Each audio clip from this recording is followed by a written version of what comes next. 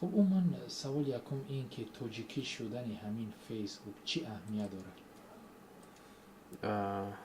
هر گونه شبکه‌های اجتماعی یا اینکه پورتال‌های اجتماعی اگر که زبان‌های لغوی به مثل توجیکی، روسی یا که فارسی اگر علاوه شود، این اساساً برای زیاد کردن استفاده برندگان رو میگوید. یعنی که چند قدر اودیتوری همون پورتال یا که شبکه اجتماعی زیاد شود، همون قدر شبکه اجتماعی حرکت میکند که زبانی همون اودیتوری رو داخل کنه. خب درست. من آیا در شما امورهایی هستند که شماره استفاده برندگان فیسبوک در تاجیکستان چند نفر رو تشکیل می‌دهد در حال حاضر؟ امورهای دو سال پیشینه هستند. وقتی که یکمین مرتبه فیسبوک رو در تاجیکستان بلاک کردن، سامانه سوشال بیکرز امورها رو در سامانه خود جا میداد. در آن وقت شماره استفاده برندگان فیسبوک به 40,000 نفر رسیده بودند. علل خصوص بعد از بسته شدن سامانه حاضر باشد یگان امور آزاد کشاده نیست که ما گوییم که شماره انیقش رو گفته نمیتونیم. برای همین در عین حال ما نمیدونیم گفتن که شماره استفاده برندگان فیسبوک از تاجیکستان چند نفر است. فکر میکنید همین توجیکی شدن فیسبوک شماره استفاده برندگان فیسبوک رو از تاجیکستان زیاد میکند؟ توجیکی شدن فیسبوک این خودش دلیل آن است که استفاده برندگان از تاجیکستان خودشون با قوه‌های خودشون توجیکی میکنند. یعنی که در کارخانه فیسبوک یک شتات معین جدا نمیشود که فیسبوک رو توجیکی کنند. زبان رو اون شخص میدوند که دارنده همین زبان است. یعنی که هر یکی ما میتوانیم یک حصه خود رو به ترجمه شدن فیسبوک گذاریم. این زمان فیسبوک تا 45% فیسبوک ترجمه شده است به تاجیکی و 144 ترجمان هستند که استفاده برندگانی هستند که این رو ترجمه میکنن. یعنی که به صفحه معین گذشته یک فونکسیون ترجمان رو اگر شما پیوست کنید، صفحه اساسی شما دیگرگون می شود. یعنی که شما امکانیتی داخل کردن ترجمه اون عباره و کلمه هایی که به زبان انگلیسی است شما به تاجیکی ترجمه میکنید. یعنی دلخواه استفاده برنده میتواند سهم خود رو بله. ترجمه بله. خب من در تاجیکستان بیشتر از همه شبکه‌های اجتماعی معمول در بین مردم کدام ها هستند به قول پاپولار؟ اگر عمومی کرده گیریم، اودیتوری استفاده برندگان شبکه‌های اجتماعی در تاجیکستان به دو گروه جدا می شوند. یعنی گروه اول این گروه اینتلیجنس گوییم که شخصانی که بسیارتر برای کار و فعالیت اجتماعی و فرهنگی خود شبکه‌های اجتماعی رو استفاده میبرند. گروه دوم این برای فراغتی، یعنی که برای معاشرت، تماشا یا که گوش کردن سرود و ویدیوها استفاده میبرند. برای همین هم بیشتری استفاده برندگان یعنی که جوان هستند، سن سال خورد دارند، هم بیشتر به شبکه‌های اجتماعی کشورهای سابق شوروی یعنی که روسیه، ادناکلاسیک به مثال ادناکلاسیک یا که فکانتاکسی یا که مویمیر استفاده میبرند.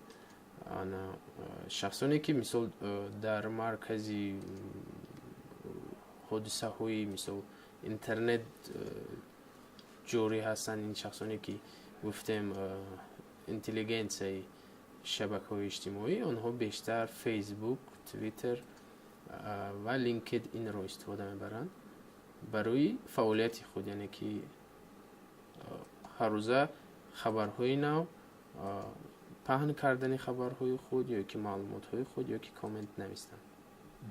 خب شما مثلا چون متخصص همین ساحه هستید و بیشتر با همین ساحه سر و کار دارید، فکر میکنید سبب در چیست که استفاده برندگان تاجیک اینترنت بیشتر رو میارند به شبکه‌های اجتماعی روسی نه به اروپایی و آمریکایی؟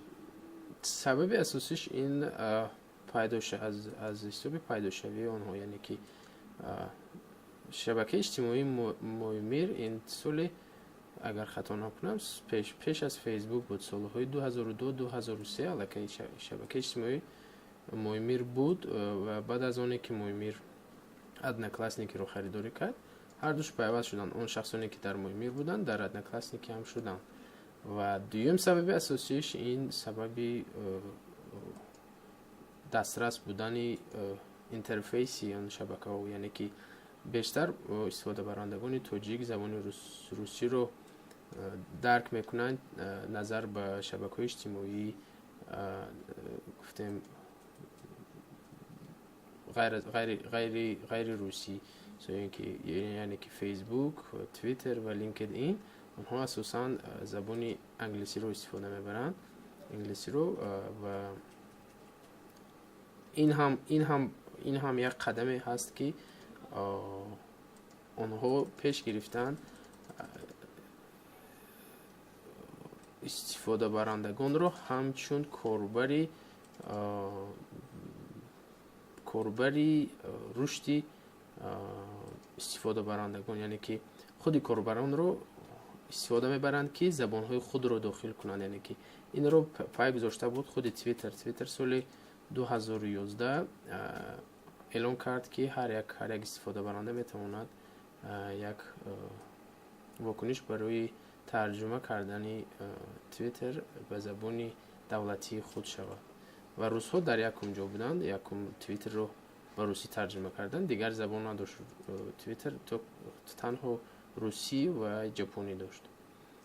فیسبوک هم همین طور پای گرفت که برای رشد بیشتر جلب کردن استفاده برندگان به زبان آنها، یعنی که محصولات خود رو ترجمه کنند. خب یعنی این خیلی امکان دارد که بعد یگان نفر بگیم به قول استفاده به برنده شوخ در آید کلمه های بسیار عجیب وارد کنند؟ این طور نمی شود، برای اینکه در مثال گفتیم 144 استفاده برندگی که ترجمه میکنند، ترجمه به مثال تارگت می شود، یعنی که بهاگذاری. مثل شما ترجمه خود رو پیشنهاد کردید، اگر به دیگرها پسند نآمد و اپروو نکردن که تصدیق نکردن، ترجمه شما نمیگذارد. چند قدر که ترجمه آواز زیاد گرفت همون تصدیق می شود. یعنی که اینجا یک سیستمی بهاگذاری مانده شده است. یعنی مثلا همین استفاده برندگان همدیگر رو نظارت میکنند. بله. اگر کلمه های غیر نمیشه. خب شما رو چخیلی معرفی کنید؟ معرفی من دیرکتری ژورنال آی سی تی فولی. بله. سرود میوزه. بله. اکنون باید این چخیلی نوشتم شد ژورنال اما میفرستم.